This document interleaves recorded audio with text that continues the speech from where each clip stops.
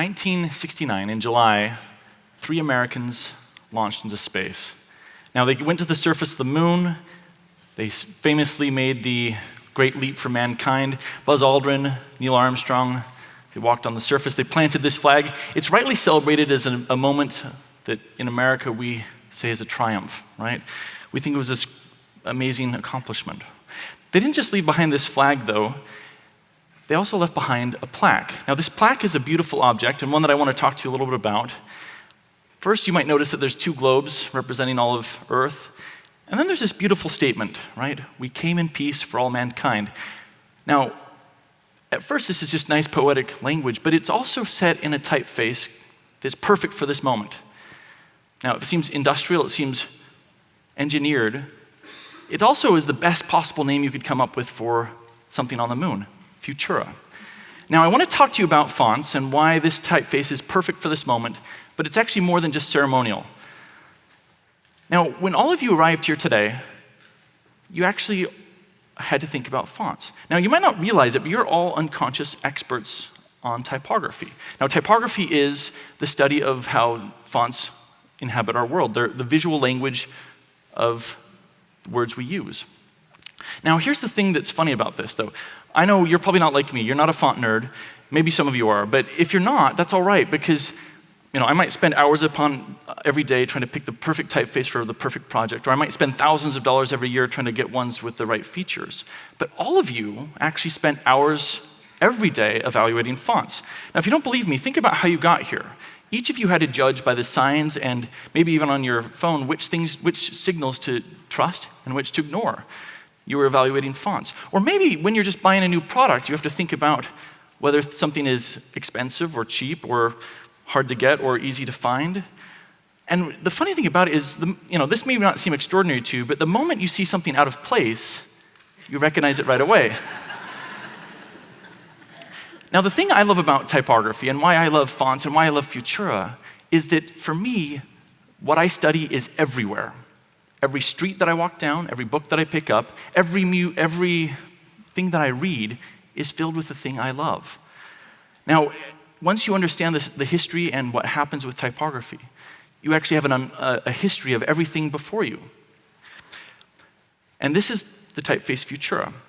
Now, as previously been discussed, this is modernism in miniature. This is a way in which modernism infiltrated this country and became perhaps the most popular or promiscuous typeface of the 20th century.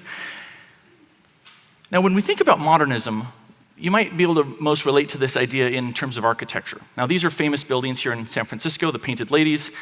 And when you think about what things looked like before modernism happened, you might think of it like this, that it's ornate, decorative, maybe a little over fussy. And then what it replaced was something that was far more industrial, far more functional. Steel, glass, concrete.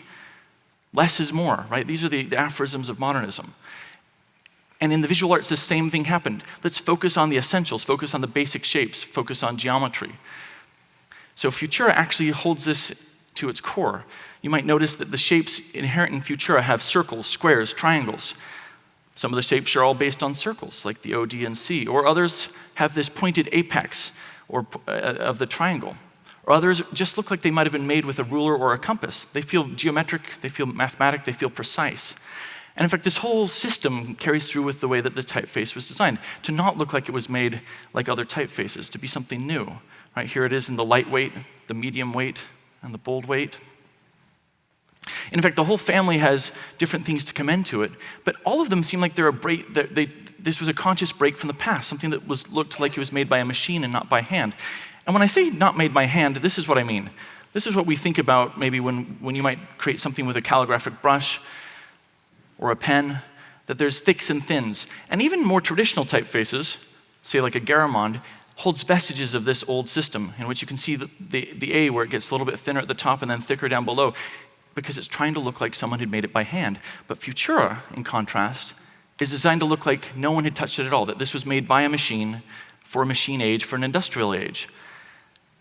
Now, there's actually a sleight of hand here that Paul Renner, the designer who made this in 1927, employed. If you look at the way in which the circular shape joins with the vertical shaft, you'll notice that it tapers just ever so slightly. And this is one of hundreds of ways in which this typeface was designed to look geometrically perfect, even though it's mathematically not. And this is what typeface designers do all the time to make typefaces work every day. Now, there was other designers doing this at the same time in Europe and America. These are a few other excellent examples from Europe, trying to create something new for a new age, for a new moment in time. In fact, these are some other ones in Germany that in some ways look very similar to Futura, maybe with higher waist or lower waist or different proportions. But then why Futura? Why did Futura take over the world? Well, in this case, if you can read the titles there, some of these names don't quite roll off the tongue. Urbar, Cable Light, Berthold Grotesque, Elegant Grotesque. These aren't exactly household names, are they? And so when you compare that to Futura, you realize that this was a really good choice by the marketing team, right? And what's amazing about this name, what do you think, what's in this name, is that this is a name that actually invokes hope and an idea about the future. And this isn't actually the word for future in German. It wasn't a German name. They actually picked something that would speak to a wider, larger audience, a universal audience.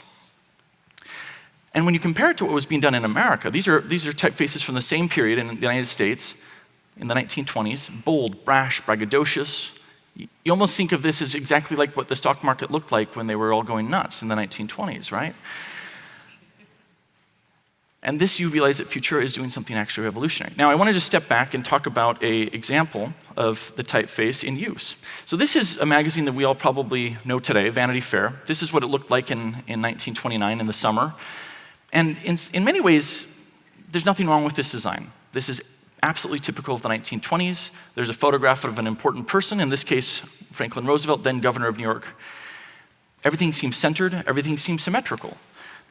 There's still a little bit of ornamentation, so this is still maybe having some vestiges of the painted lady and not fully modernistic. But everything seems kind of solid. There's even drop caps to help you get into the text. But guess what? This all changed very quickly. In October of 1929, a Berlin-based designer came and redesigned Vanity Fair. And this is what it looks like with Futura.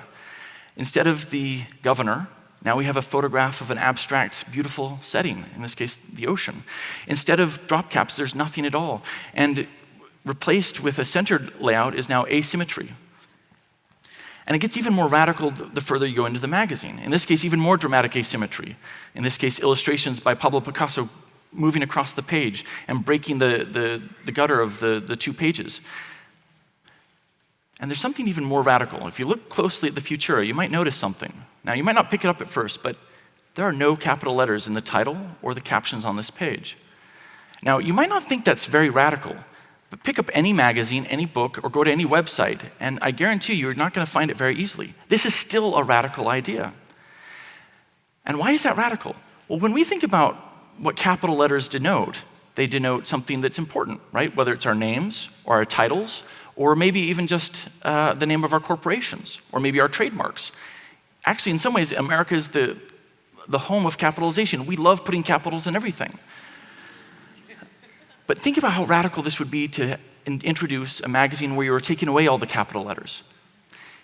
This has maybe had the same political force that we now argue over things like pronouns in our society today.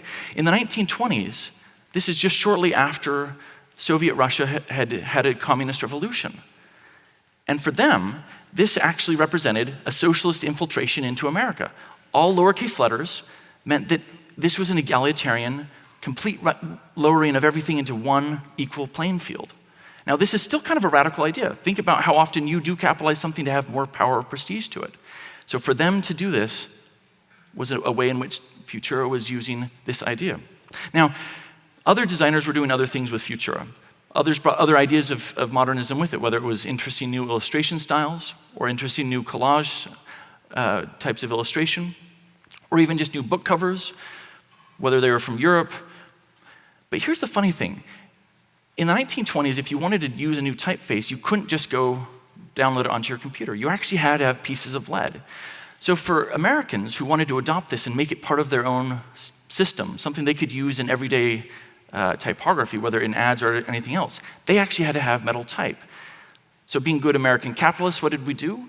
We made all sorts of copies, ones that had nothing to do with the name Futura, but looked identical to it, whether it was Spartan or Tempo. And in fact, by the time that World War II started, American corporations were actually trying to boycott Nazi goods, But they said, go ahead and use our copies, right? Use 20th Century, use Spartan, use Vogue, use Tempo. These are all identical to Futura. And in fact, for most people, they didn't even learn the new names. They just still called it all Futura. So America took this typeface in, conquered it, and made it its own. So by the time World War II finishes, Americans are using this on everything, whether it be catalogs or atlases or encyclopedias or charts and graphs or calendars or even political material, and even the logo for a new expansion football team. And in fact, it was used even on some of the most important advertising of the 20th century. So it's in this context that when the US government was picking a typeface to use after World War II for new maps and new projects, they picked Futura. It wasn't an Estoudian choice, it wasn't a radical choice, it didn't have anything to do with communism. But in this case, it was used on some of the most important maps. So this one, an Air Force map in 1962, or used for the maps in Vietnam in 66. And so it wasn't a surprise that when astronauts were starting the Mercury Program, such as John Glenn orbiting the Earth, that charts and maps that he was using were in Futura. And in fact, by the time Mercury morphed into Apollo, it started getting used more and more for more things. So in this case, for a safety plan, or even starting to get used on instrument panels, or on navigational aids, or even on diagrams to show how the whole system worked. But here's the amazing thing. It didn't just get used for papers that they handed out to people. It started to get used for an interface, for an entire system that helped the astronauts know how to use the machine. Now, you might not think this is all that big of an idea, but think about the last time you went home and turned on your television. You had to pick up a remote, you turned it on, and most of you it worked. But what happened if you picked up the DVD remote, or maybe the PlayStation remote, or something else? It didn't go on, and you might have had just a moment of frustration. No big deal. But we deal with that all the time. But the astronauts actually had the same problem. NASA wasn't just one big corporation making everything.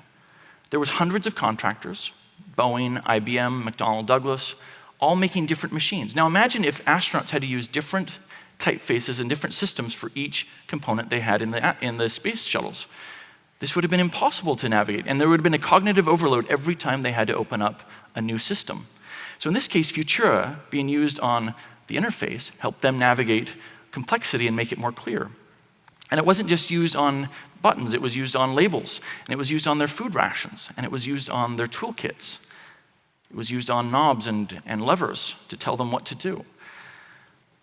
And in fact, maybe even some of the places where they needed to have things that were complex be more simple to them, instructions were printed entirely in Futura so that they could know what to do at that one moment. They didn't have to remember everything in their head. They could have it out there in the world to see and refer to. So in this case, Futura helped make that system, which was already a very difficult and complex system, a little less complex. In fact, the very first or last thing an astronaut might have seen when they were entering or exiting the spacecraft would have been in Futura. Now, one of my favorite examples of how Futura worked in this way is actually this camera. This is a Hasselblad that was made by the Swedish company. It's a perfectly good camera. Some of you might have used one. It's prized by photographers as a really great camera.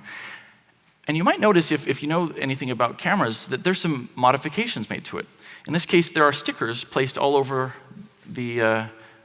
in the film canisters or other parts of the camera here.